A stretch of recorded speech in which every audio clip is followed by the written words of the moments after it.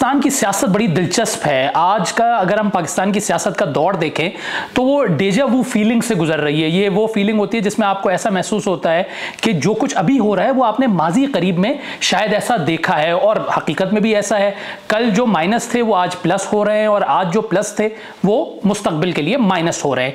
अफसोसनाक बात है, ये कोई हमारे लिए, हमारे सियासी और हमारे जमहूरी जो बलूगत है ये उसके खिलाफ है मेरी नज़र में। तो दूसरी चीज़ ये है कि हमारे मुल्क में इलेक्शन का बिगल बच चुका है। 8 फरवरी की तारीख किसी न किसी तरह सुप्रीम कोर्ट ने लेके दी है, लेकिन अभी भी ये गैर यकीनी की कैफियत मौजूद है। गो के सुप्रीम कोर्ट ये कह चुकी थी कि ये पत्थर पर लकीर वाली तारीख है, और अगर किसी को शक है, शुबा है, वो अपनी बेगम से ये कह सकता है, मीडिया में आके ये बात नहीं करे। लेकिन हमने गुज़िश्ता 3 दिनों या 4 दिनों में, गुज़िश्ता पूरे हफ्ते हमने मुसलसल देखा है कि इलेक्शन से मुताल्लिक, इलेक्शन में ताखीर से मुताल्लिक खदशात का इज़हार किया जा रहा है। गुज़िश्ता रात को इलेक्शन कमीशन ने एक सख्त प्रेस रिलीज भी जारी की जिसमें कहा कि जी ये एक बेबुनियाद ये बातें की जा रही हैं और इस पर हम पैमरा से कहेंगे कि नोटिस ले। लेकिन जाहिर है सियासत में ये सारी चीज़ें चलती रहती हैं, ये तो आने वाला वक्त ही बताएगा। पाकिस्तान में सियासत जो है इम्कानात का एक खेल भी तस्वुर किया जा सकता है।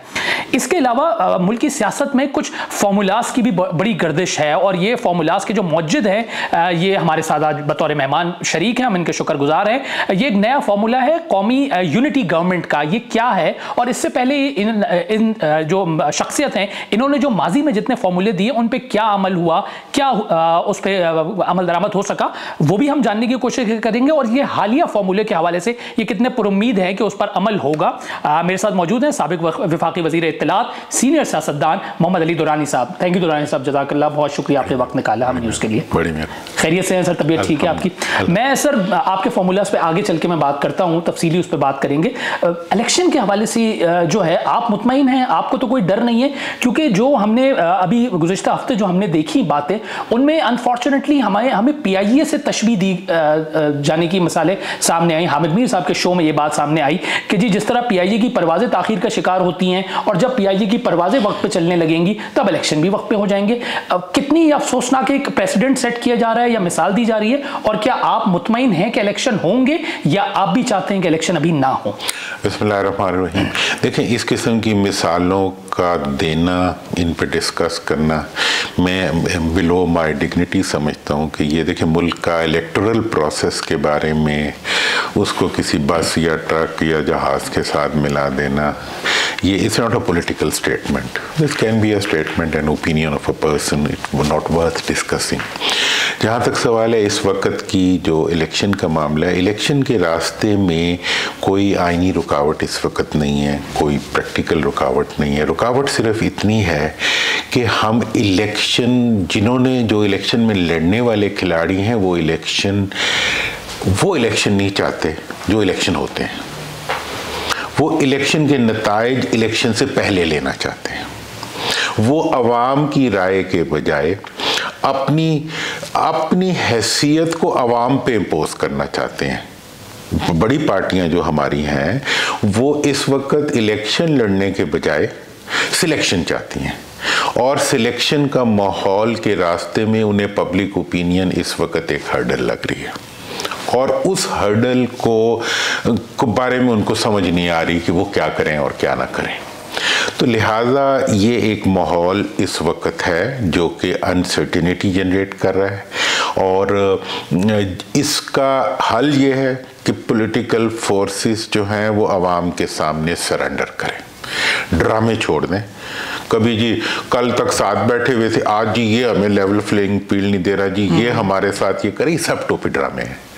असल हकीकत यह है कि अवाम को लेवल प्लेइंग फील्ड देने के लिए ये सियासतदान तैयार नहीं है। अवाम को इन्होंने 76 साल तक माइनस रखा है पॉलिटिकल प्रोसेस से। लोकल सेल्फ गवर्नमेंट को आज तक इन्होंने मुतारिफ नहीं कराया। आज जब प्रेशर बना है, मैंने ही प्रेशर बनाया, तो अब कहते हैं जी कि कॉन्स्टिट्यूशनल अमेंडमेंट करके हम लाएंगे। तुम लोग 35 साल से इक़्तिदार में बैठे हो, क्यों नहीं की ये अमेंडमेंट? क्योंकि आप अवाम के इंटरेस्ट नहीं है आपका। आप अवाम को इलेक्टोरल प्रोसेस से बाहर रखना चाहते हैं। आज ये रौला बन गया है सोशल मीडिया और मीडिया की पब्लिक डेप्थ क्रिएट होने की वजह से। जो नई टेक्नोलॉजी आई है इसने अवाम के अंदर मैसेज की पेनिट्रेशन को वडेरों के या बाद बड़े मीडिया हाउसेस के या किसी ताकतवर के इख्तियार से निकाल के एक आदमी के हाथ में दे दिया। अब उस प्रेशर की वजह से पब्लिक लिबरेट हो गई है। तो अब इन्हें खौफ ये है कि हम इलेक्शन में अपने मर्जी के मतलूबा नताइज नहीं, जैसे वो ज़ियाद साहब का बड़ा मशहूर जुमला था कि जी इलेक्शन तब होंगे जब नताइज जो है वो मुस्बत नताइज यकीनी बन जाएंगे। इनके मुस्बत नताइज जो इनके बच्चों के इक़्तिदार को सिक्योर कर सकें, जो इनके ख़ानदानों के इक़्तिदार को सिक्योर कर सकें, जो इनकी पब्लिक डिस्टॉर्शन को इंश्योर कर सकें, जो मुल्क के बजाय इनके ज़ाती मफादात को सर्व कर सकें, जो बाहर बैठे हुओं को मतलब इनके मफादात को कवर कर सकें, इन्हें वो रिजल्ट्स चाहिए। तो उसमें शकूक व शुबात पैदा हो रहे हैं और यही प्रॉब्लम है इस वक्त की। तो इस बुनियाद पे आपको भी लग रहा है कि इलेक्शन में ताखीर हो सकती है? मेरा ये ख्याल है कि अवाम सिंस किसी और बकौल में जो आपके जवाब से समझाऊं कि अवाम अगर कहीं और खड़ी है और ये लोग एक तरह की सिलेक्शन चाह रहे हैं, तो फिर तो इनके लिए यही ऑप्शन है कि इलेक्शन में थोड़ी और ताखीर हो जाए। देखें, मैं तो एक नोबडी पोजीशन से बैठ के बात करता हूँ, पब्लिक पोजीशन। सर आपकी पोजीशन पे आगे चल के देखिए, मेरी अप्रोच स्ट्रेट पब्लिक अप्रोच होती है। देखो, मैं ये चाहता हूँ कि इलेक्शन होने चाहिए। 21 में भी मैंने इलेक्शन के लिए वर्क की। आज मैं कह रहा हूँ कि पॉलिटिकल प्रोसेस और पॉलिटिकल इलेक्शनरिंग के अलावा लीडरशिप को आगे लाने का और कोई तरीका नहीं है। सियासतदान ये चाहता है कि वो अपनी मर्जी के नताइज हासिल करे। आज उसको इसमें प्रॉब्लम आ रही है, तो ये मसला नंबर 1 है। अब इसका हल क्या है? इसका हल तो यही होगा आखिर में कि इसको अवाम के सामने सरेंडर करना पड़ेगा सियासतदान को। अगर सरेंडर नहीं करेगा तो इसकी हुकूमत नहीं चलेगी। अगर इस वक्त फेयर एंड फ्री इलेक्शन कराए बगैर कोई भी हुकूमत आई, वो नहीं चल सकेगी। अच्छा, ये आपने जो बात की थी सिलेक्शन के वजह से, सिलेक्शन जो आप स्पेसिफिक बड़ी जमातों की बात कर रहे थे उसमें ज़्यादा नून लीग और पीपल्स पार्टी है। नवाज शरीफ साहब तो सिलेक्शन को एक ताना समझते हैं। जब बिलावल भुट्टो नवाज शरीफ से मिलने जेल गए तो नवाज शरीफ ने बिलावल को कहा कि यार ये सेलेक्टेड का वर्ड आप बड़ा ज़बरदस्त लेकर आए। और अभी हमने हालिया कुछ दिनों पहले देखा कि डॉन में ये खबर भी आई कि नवाज शरीफ साहब फिक्रमंद हैं कि जो उनको सेलेक्टेड का ताना दिया जा रहा है, तो वो तो हर हाल में कोशिश करेंगे कि वो सेलेक्टेड के ताने से अपने आप को बचाएं। देखिए, सेलेक्टेड का सर्टिफिकेट तो उन्होंने एयरपोर्ट पे अंगूठा लगा के अपने आप को जारी किया।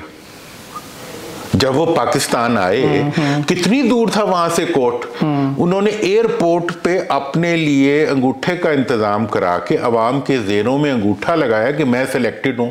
उसके बाद पूरी party worked on this point कि ये इंश्योर हो सके इलेक्टेबल्स और पब्लिक के जहनों में कि जो सिलेक्ट वन है, he is the selected one, he will be the prime minister, he will be the prime minister 4th time, वैसे 4th he time will be the selected prime minister for the 4th time, ये आप कह रहे हैं। हाँ, ये खुद party ने इंश्योर किया है। मियां साहब तो बेचारे वोट को इज्जत देकर नारा भी दे चुके हैं। उन्होंने तो मफाहमत की भी बात की है। वो तो फिर मैं उस पे अभी आता हूँ ना। तो मतलब ये है कि वो वोट को इज्जत देते देते उनकी इज्जत नीलाम करवा दी उनकी पार्टी ने सिलेक्टेड बना के।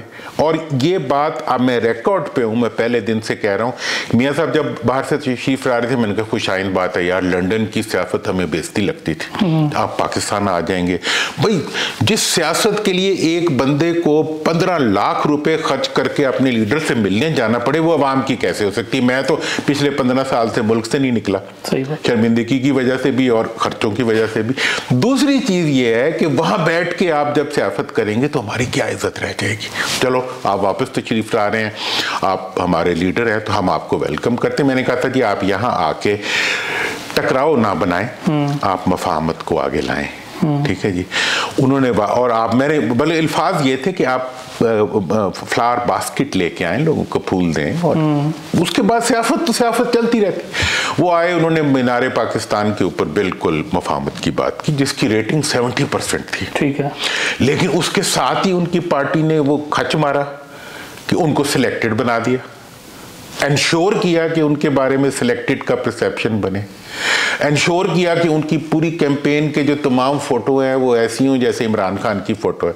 मतलब ये है कि जिनके खिलाफ आप काम कर रहे हैं, आपका इतना ज़हनी वो हो चुका हुआ है, मतलब दिवालियापन, कि आप उन्हीं चीजों को फॉलो कर रहे हैं। सर, उनकी पार्टी में किसने उनके साथ ये किया? शहबाज शरीफ तो यहाँ पे वजीर आजम थे, उनको यहाँ के जमीनी हकायक और मौरूजी हालात का पता नहीं था कि उन्होंने अपने भाई को। देखिए, जब सियासत मौरूसी हो जाती है, ठीक है, जब बड़े बच्चों के हाथ में खिलौना बन जाते हैं, जब सियासत के अंदर आप अपनी पॉलिटिकल टीम के बजाय ठीक है ना जी, अपनी खानदानी वरासत और पैदा होने वाले बच्चों से मशवरा करना शुरू, पैदा होने वाले बच्चे जिन्होंने आना है उनसे मशवरा कर रहे हैं कि उनके इक़्तिदार को यकीनी बनाने के लिए क्या किया जाए।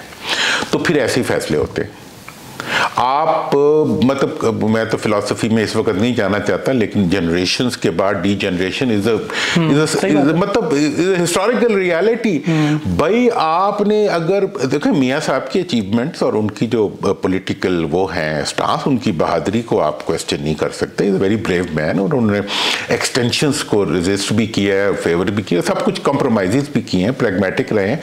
लेकिन ये धब्बा उन पे जो अब लग रहा है, एक लगा था ज़िया साहब के ज़माने में, ठीक है ना जी, एक अब लग रहा है। उसके बाद तो उन्होंने बड़ा, जिसे कहते हैं ना कि वो एक रेजिस्टेंस वाली पॉलिटिक्स की। अब जो है वो उधर आके उनको डाल दिया है अपने घर वालों ने, सब ने मिल मिला के, ठीक है जी। तो इसलिए मैं ये समझता हूँ कि इस वक्त पीपल्स पार्टी और नून एक है, ये लेवल प्लेइंग फील्ड एक दूसरे से मांग के अवाम के साथ मजाक कर रहे हैं। एक ही सिक्के के दो रुख, एक ही सिक्के का एक ही रुख, दूसरा रुख तो है ही कोई नहीं। मतलब एक ही सिक्के का एक ही सिक्का, लफ्ज़ गोल्ड का सिक्का है, उसी का एक ही रुख, हाँ उसका एक ही रुख है दूसरा। और दूसरी बात यह है कि वो एक दूसरे के साथ ड्रामा करके पब्लिक को ये तासुर देना कह रहे हैं कि जी हम आपस में एक दूसरे के मुकाबले में खड़े हुए हैं। असल में ये दोनों मिलकर आवाम के मुकाबले में खड़े हुए हैं, इन्हें सरेंडर कर देना चाहिए। ठीक है। अच्छा दुरानी साहब, आप बड़े मशहूर हैं फॉर्मूलाज देने के हवाले से, कई आपके फॉर्मूलाज जो हैं वो मीडिया में ज़ेर गर्दिश रहे हैं। आपने 2021 में भी एक फार्मूला दिया था ट्रैक टू रिकन्सिलिएशन का, फिर आपने हाल ही में एक फार्मूला दिया कि जी पाकिस्तान जमहूरियत और फ़ौज के ख़िलाफ़ कोई बात नहीं की जाए। फिर अब बिल्कुल चंद कुछ दिनों की ही बात है कि आपका एक नया फार्मूला आया कौमी इत्तेहादिया नेशनल यूनिटी गवर्नमेंट का। एक तो आपके जो माजी के जितने फार्मूलाज हैं उनसे आपने क्या हासिल किया, क्योंकि मैं एक मिसाल से तशबीह दूंगा कि वो तो आपकी आवाज़ तो बिल्कुल ऐसी है जैसे नक्कार खानी में तूती की आवाज़ जो है। मैं तो बड़ा, मुझे ये आपका लफ्ज़ बहुत पसंद आता है जब आप कहते हैं कि तूती की आवाज़, वाकई तूती की आवाज़ है। मैं देखो, मैं एक आम आदमी हूँ, अब मेरी तो चलो तूती की आवाज़ आप लोग मेहरबानी करते हैं वो तूती बन जाती है, आम आदमी के तो गले से आवाज़ कोई नहीं निकलने देता। अब तो वो भी चलो सोशल मीडिया आ गया तो उनकी भी क्लिप्स वायरल हो जाती हैं, उनकी मजलूमियत के भी, लेकिन उससे पहले तो मतलब ये है कि तूती is a advantage for me, कि मैं चलो एक आवाज़ निकालता हूँ तो वो कहीं पहुँच, किसी हद तक तो कहीं पहुँच जाती है। तो मैंने इस वक्त तक जितने भी फार्मूले दिए हैं अपनी पर्सनल कैपेसिटी में दिए हैं, अपनी पब्लिक कैपेसिटी में दिए हैं, कॉमन मैन कैपेसिटी में दिए हैं, और मेरे लिए सबसे मुअज़्ज़ज़ स्टेटस मेरा आम आदमी का स्टेटस है। मेरा अगर बस चले ना, वो जो केजरीवाल ने पार्टी नहीं बनाई आम आदमी पार्टी, वल्ला अगर पाकिस्तान में ऐसी कोई पार्टी हो तो मैं एज ए वर्कर उसको ज्वाइन कर। सर उस पार्टी ने तो दिल्ली का नक्शा बदल दिया है, वो उसमें मैं आता हूँ अभी। देखिए मैं I am proud to be a common man, मुझे आम आदमी होने में कोई एतराज नहीं है, और मैं तूती बन के रहना ज़्यादा पसंद करता हूँ रादर देन इसके कि मैं लंदन से बैठ के या मैं फ्रांस से बैठ के या मैं किसी महल से बैठ के जो है मैं आवाम के ऊपर अपनी हुक्मरानी के पैगाम भेजूँ। ये तो खैर एक बात। अब यहाँ तक फार्मूलों का ताल्लुक है। अच्छा सॉरी, मैं कतई हुआ, मैं उसकी प्रैक्टिकलिटी पे मैं बात करना चाह रहा हूँ, क्योंकि मैंने ये पढ़ा भी है और सुना भी आपको कि आप कह रहे हैं कि इसका फैसला जो है वो इलेक्शन से पहले हो जाना चाहिए, और अगर ये हुकूमत नहीं बनेगी तो वो जो भी हुकूमत आएगी वो नहीं चलेगी। ये कैसे मुमकिन होगा? ये एक चीज आपके गुज़िश्ता जवाब में ये चीज जो आपने कही है कि पीपल्स पार्टी और नून लीग एक ही सिक्के का एक ही रुख है, तो क्या ये इनको भी ये नेशनल यूनिटी गवर्नमेंट कबूल होगी? अब मैं प्रीवियस को छोड़ देता हूँ, इस पे आए तो फिर मैं 2 मिनट 1 मिनट में देखें। ये जो मैंने नेशनल यूनिटी गवर्नमेंट का फार्मूला दिया है ये 200% डेमोक्रेटिक फार्मूला है, ये 200% पार्लियामेंट्री सिस्टम से निकला हुआ फार्मूला है, ये 200% टेस्ट एंड ट्राइड फार्मूला है, जो कि बरतानिया में टेस्ट हुआ, साउथ अफ्रीका में टेस्ट हुआ, जर्मनी में टेस्ट हुआ, आयरलैंड में, अभी और पता नहीं कितनी मिसालें मैं निकाल के आपको दे सकता हूँ जहाँ पे प्योर जमहूरियत थी और पार्लियामेंट्री सिस्टम था। ये किसी प्रेसिडेंशियल फॉर्म ऑफ गवर्नमेंट को लाने की बात नहीं है। ये इसके बैकग्राउंड ये है कि जब कौमें चैलेंजेस से दो चार होती हैं तो वो आपस के तक जो तफरीक होती है और आपस का टकराव जो होता है उससे निकल के उनके लीडर्स को अपनी कौमें मजबूर कर देती हैं कि वो एक नेशनल ऑब्जेक्टिव के लिए इकट्ठे हों। इसलिए मैंने कहा कि नेशनल यूनिटी गवर्नमेंट जो चर्चिल ने बनाई थी, जो नेल्सन मंडेला ने बनाई थी, जो जर्मनी ने बनाई थी, वो आपकी ज़रूरत है। उसकी तफसील मैं पहले बता चुका हूँ, उसमें मैं नहीं जाता। अब ये है कि इसकी रिक्वायरमेंट ये होती है कि तमाम पार्टीज मिल के हुकूमत बनाएं, एजेंडा बेस्ड हुकूमत बनाएं, 30 और से ऊपर की कैबिनेट ना बनाएं, ठीक है जी। और इसके साथ साथ उसकी एक रिक्वायरमेंट ये भी है कि उसको डेमोक्रेटिक उस वक्त कहा जाएगा जब लोकल गवर्नमेंट उसके साथ अटैच होगी।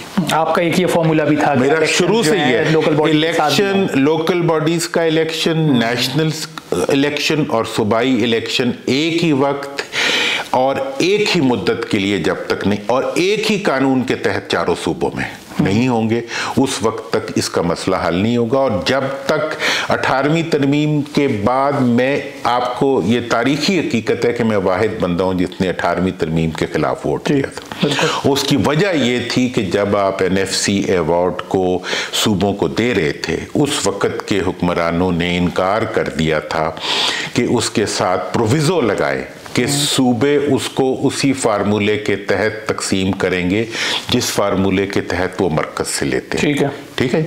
मतलब ये है, और आज तक आप ये देखें कि पूरे अब ये सब लोग ये बात कर रहे हैं कि मैंने 4 शुरू कर दिए, 4 शहरों का पाकिस्तान बन चुका है, 4 अफराद के हाथ में पाकिस्तान के सारे वसाइल चले जाते हैं और वो उससे अपने इलाकों के अंदर अपने बच्चों की हाउसिंग स्कीमों के रास्ते बनवाते हैं। मैं उसको क्रूड वे में बयान कर रहा हूँ। मतलब यह है कि 70% पंजाब का बजट जो है एक शहर में लगता है, यही हाल बाकी सूबों में उस शहर में लगता है जिसमें हाउसिंग स्कीमें बननी होती। मतलब लाहौर पूरे का ग्रीन एरिया को आपने ब्राउन में कन्वर्ट कर दिए बगैर कोई फंड लिए, कोई टैक्स, मतलब वो एक जुल्म की दास्तान है। वो वजह यह है कि लोकल गवर्नमेंट नहीं है, ठीक है, और लोकल गवर्नमेंट को फंड नहीं देते। आप आम आदमी को, आप इलेक्टेबल की सियासत चाहते हैं जिनको आप ट्रकों में डालों में भर के जो है जब जरूरत पड़े तो अपने दरवाजे के ऊपर डाल दें और आप मेरे जरूरत पड़े तो मेरे पर डाल दें। तो वो उसके बजाय आवाम की 80,000 नुमाइंदों या 1 लाख नुमाइंदे आपको नहीं चाहिए, यूनिट्स नहीं चाहिए, आपको तो 4 यूनिट चाहिए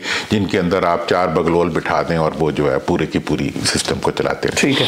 तो इस लिहाज से मेरा जो ये फार्मूला है, इसके ये 4 बेसिक नुकात हैं कि एक तो है कि सब मिलके हुकूमत बनाएंगे, पाकिस्तान की इकोनॉमी, पाकिस्तान की स्टेबलाइजेशन ऑफ पॉलिटिकल सिस्टम और institutional development in the country के ऊपर काम करेंगे। देखिए ये कभी हुआ ही नहीं है।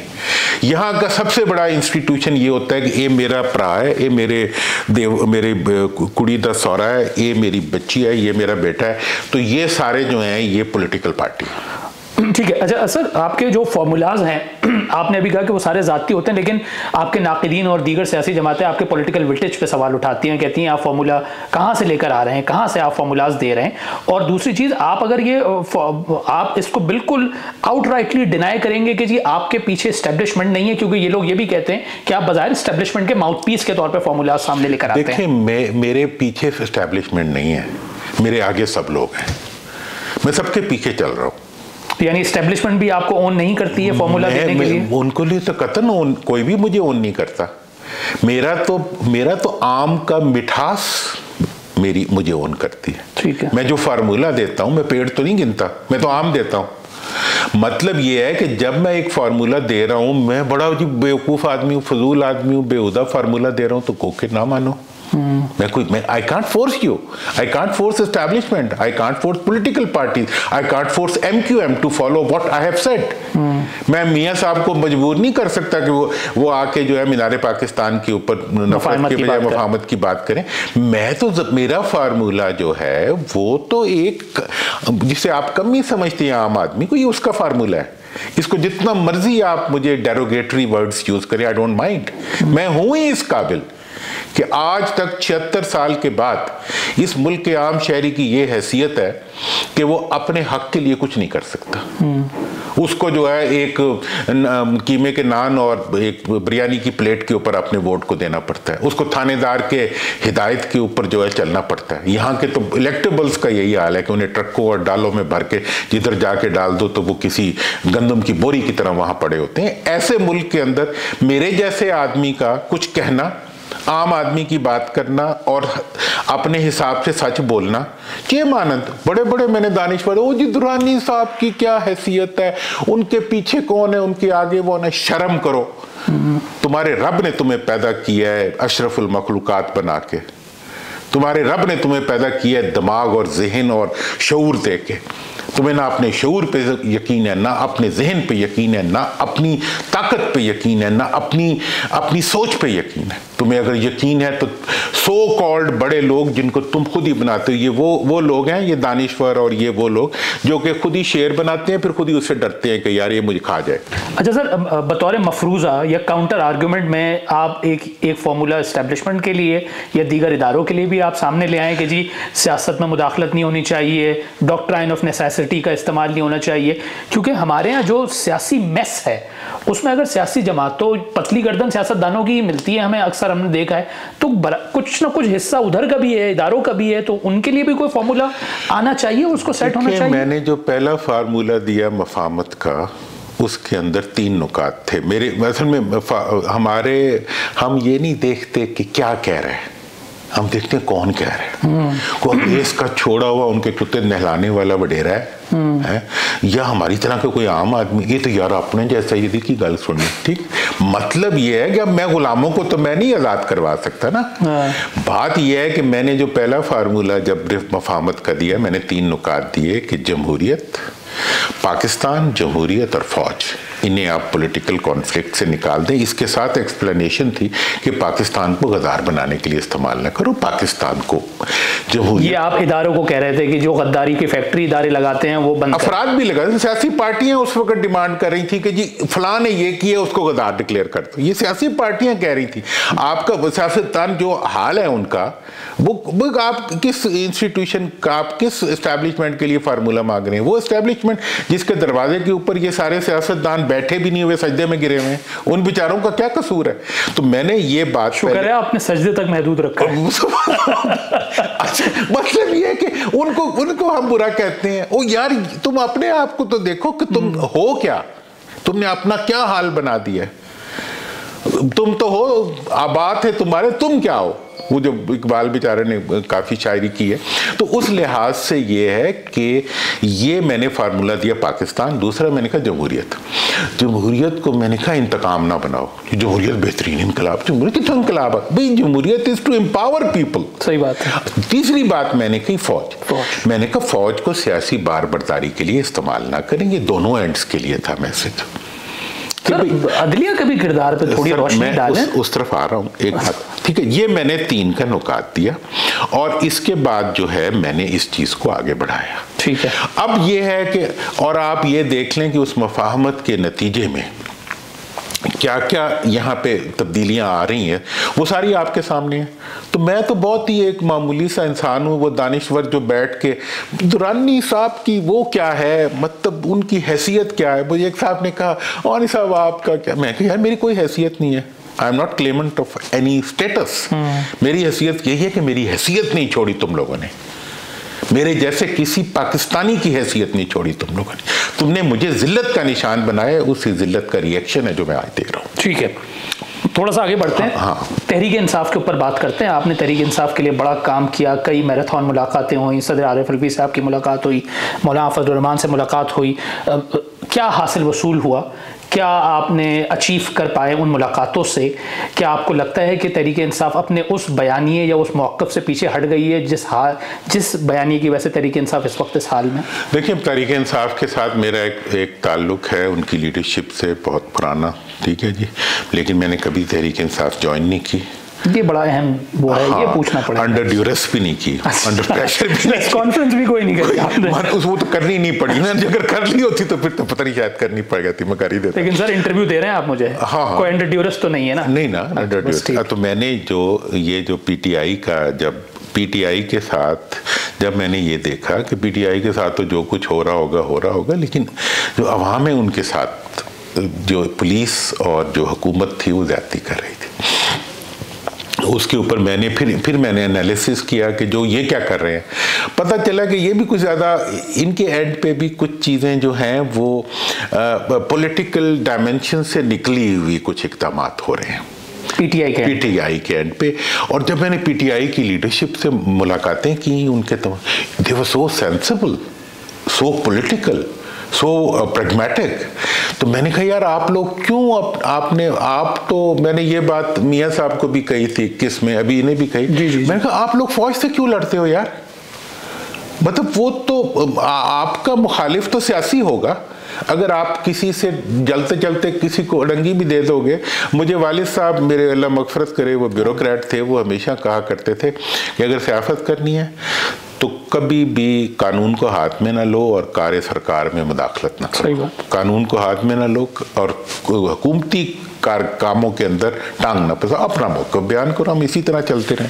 अच्छा एक नुक्ता ले लीजिए, आपने इनको खुद कहा था फौज से ना लड़ो, या फौज ने आपको कहा था कि इनको जाके कहो कि फौज से ना लड़ो? मेरा अपना ये बिल्कुल आपका उस वक्त तो मतलब उस वक्त फिर ये बात हुई। हाँ, उस वक्त तो इनके साथ बात करना भी एक जुर्म तस्वुर होता था। मुझे सब लोगों ने कहा तो ये क्या तुम कर रहे हो तुम, मैंने कहा यार मैं मुझे पता है लिमिट्स का, पर्सोना नॉन ग्रेटा। हाँ, मैं उन हदूद से नहीं निकलूंगा जिन हदूद को पसंद नहीं किया जाता। मैंने इन्हें ये कहा।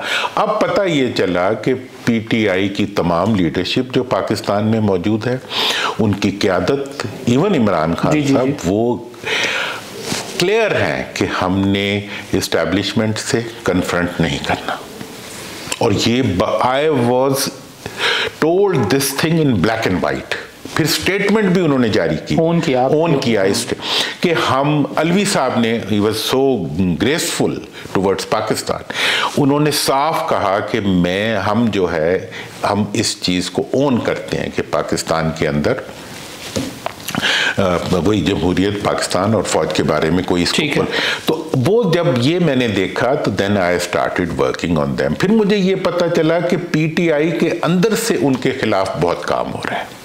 सर वो कौन लोग हैं? क्योंकि वही लोग हैं जिन्होंने सबोटाज बेसिकली किया है। पाकिस्तान पीटीआई बेचारे के साथ ये है कि वो एक नई पार्टी है, एक पॉलिटिकली एक इमर्जिंग, इंस्टीट्यूशनलाइज अभी नहीं है, लेकिन बहरहाल एक पॉलिटिकल एंटिटी तो है ना। अब जिस मुखालिफ ने पीटीआई को खराब करना हो ना, वो उसके अंदर अपने 4 बंदे घुसा देते हैं और उसे कहते जाके फौज के खिलाफ नारे लगा दो, जाओ इदारों के खिलाफ नारे लगा दो, जाओ अदलिया के खिलाफ बात कर दो, जाओ फलां के खिलाफ, जाओ पुलिस से लड़ जाओ।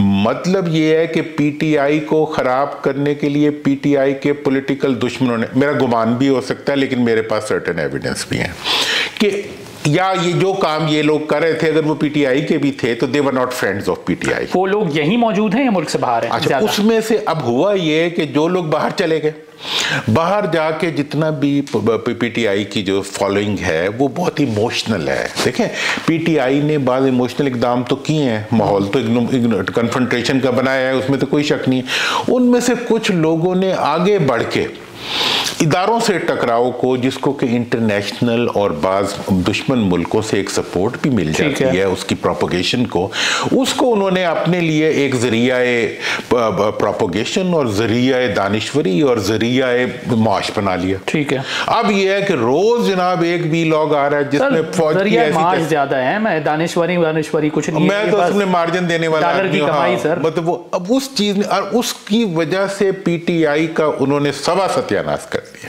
अब मैं मानता हूं कि, और मैं समझता हूं कि मेरी, जब मियाँ साहब ने अपना, इन्होंने इमरान खान साहब ने जब अपने लोगों को क्लियर मैसेज दिया कि जनाब आपका कोई काम नहीं है कि आप फौज के खिलाफ बोलें और हम जो है अपनी सियासत करेंगे, उस दिन मैं एग्जोनरेट हो गया। ठीक है। मैंने समझा कि मेरा फार्मूला, मेरी कोशिश, मैं उनकी खैर के लिए निकला था और उनकी खैर में मेरे मुल्क की खैर थी।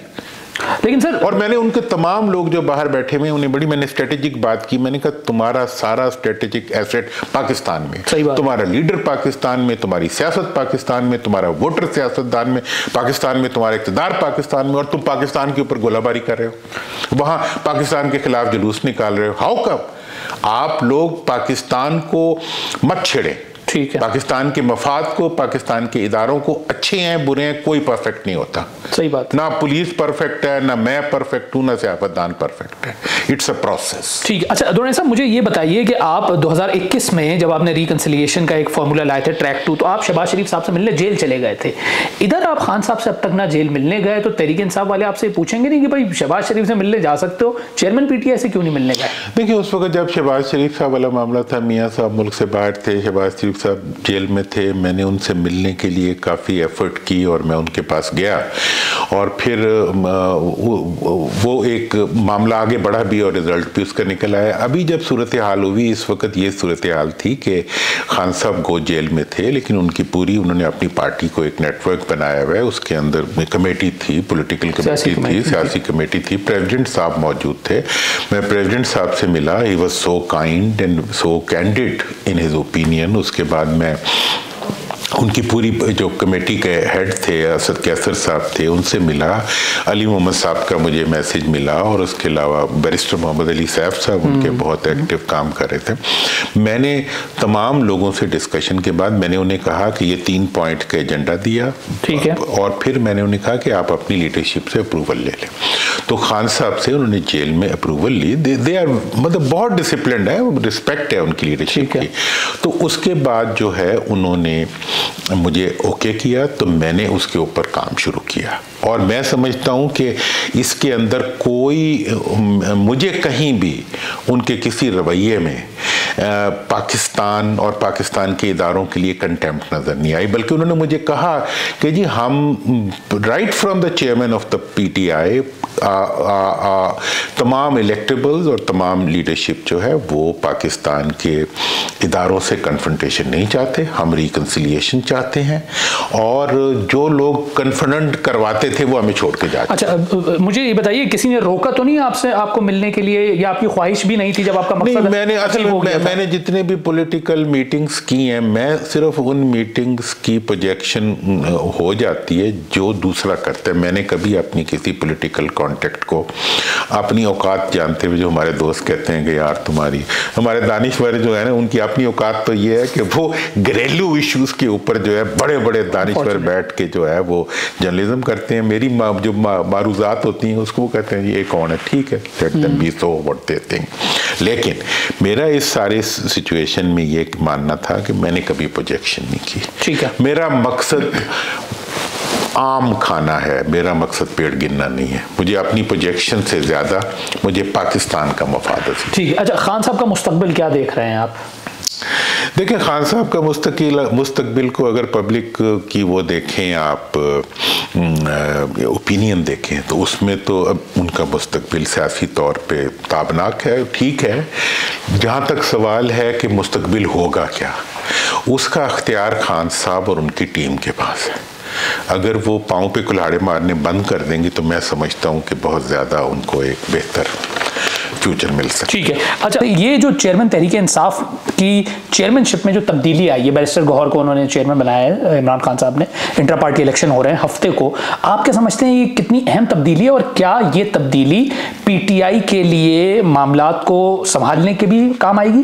देखिए, पहली बात तो यह है कि जो उनकी सिलेक्शन है बैरिस्टर गौहर की, मैं उसको अप्रिशिएट करूंगा, मतलब। लेकिन पीटीआई के अंदर तनाज़ा खड़ा हो गया इनकी सिलेक्शन, लेकिन उनकी सिलेक्शन। दूसरी बात जो सबसे इसमें मैसेज है फॉर अदर पार्टीज, कि उन्होंने किसी घर के बंदे को पकड़ के जो है ना वो नहीं लागू कर दिया किसी के ऊपर। उन्होंने एटलीस्ट जेल में होने के बावजूद अपनी पार्टी को इंस्टीट्यूशनलाइज करने की तरफ एक कदम उठाया है। ठीक है, व्हाटएवर, लेकिन वो पार्टी में क्या होता है क्या नहीं होता, लेकिन इस चीज ये एक सबक है नून के लिए, पीपल्स पार्टी के लिए और बाकी सारी पार्टियां जिन्होंने सियासत को जो है वो खानदानों की पेशा बना दिया हुआ है और एक बिजनेस कंसर्न की तरह रन करें। ये सियासत करने का तरीका नहीं होता। सियासत करनी है तो उन लोगों को लाओ जो पार्टी में तुम्हारे साथ चल रहे हैं। ठीक है। अच्छा दुरानी साहब, आखिरी सवाल, आप जो हैं वो शख्सियत हैं जिन्होंने खान साहब को सियासत में धकेला है, बल्कि लोग तो ये भी कहते हैं, मैं एक कॉलम पढ़ रहा था उसमें लिखा हुआ था कि मोहम्मद अली दुरानी के साथ ही मेरी दौरे तालिब इल्मी से भाई बंदी है, जिन्होंने इमरान खान को सियासत के मैदान में धकेलने में अहम किरदार अदा किया, लेकिन इब्तदाई नशिस्तों में उनसे मुतनफ़िर हो गए। आप क्यों मुतनफ़िर हो गए? देखें, ये धकेलने वाला लफ्ज़ तो बिल्कुल जायज़ है। खान साहब बहुत रिलक्टेंट थे पॉलिटिक्स में आने के बारे में। बेसिकली हमने उन्हें बहुत कहा, हमने कहा देखें जी इस वक्त क्रिज्मा जो है that plays a very important role in politics, तो इस वक्त जो 2 सेट लगे हुए हैं उनके मुकाबले में पब्लिक नीड्स यू, तो वो बड़ा रिलक्टेंटली वो आ गए। अब जहाँ तक सवाल है मुतनफ़िर होने वाला इंसान के बारे में, मैं ये लफ्ज़ इस्तेमाल नहीं कर सकता, लेकिन मुझे जो टेम्परामेंटल कंपैटिबिलिटी थी वो नज़र नहीं आ रहा। अभी भी बरकरार है वैसे ही? मुझे नहीं पता कि कितना वो इम्प्रूव करते। मैंने अलवी साहब से पूछा, मैं कहा जी क्या सूरत हाल है आपकी लीडरशिप की? उन्होंने कहा जब आजमाइशें आती हैं तो इंसान बहुत इम्प्रूव करता है। चल तो अल्लाह करे उन्होंने भी इम्प्रूव किया हो। बहुत शुक्रिया दुरानी साहब, उम्मीद है कि आपको हमारे साथ नशिस्त पसंद आई होगी। मुझे जो आपका ये डिजिटल प्लेटफॉर्म और आपका जो आज का इंटरव्यू था इसलिए बहुत अच्छा लगा कि इसमें मैंने बहुत कुछ सीखा है, और हकीकत में मेरी राय ये है कि इंटरव्यू देने वाले का नहीं होता, इंटरव्यू लेने वाले का होता है। तो आपने एक बहुत अच्छा इंटरव्यू लिया भी है और मैंने कोशिश की है कि मैं अपनी हैसियत के मुताबिक उसके जवाब दे सकूँ। बहुत शुक्रिया, थैंक यू जी दुरानी साहब का। आपने इंटरव्यू देखा, हमारे चैनल को ज़रूर सब्सक्राइब कीजिए और आपको इसी तरह के अच्छे कैंडिड इंटरव्यूज़ आपको आने वाले दिनों में भी पेश किए जाते रहेंगे। शुक्रिया।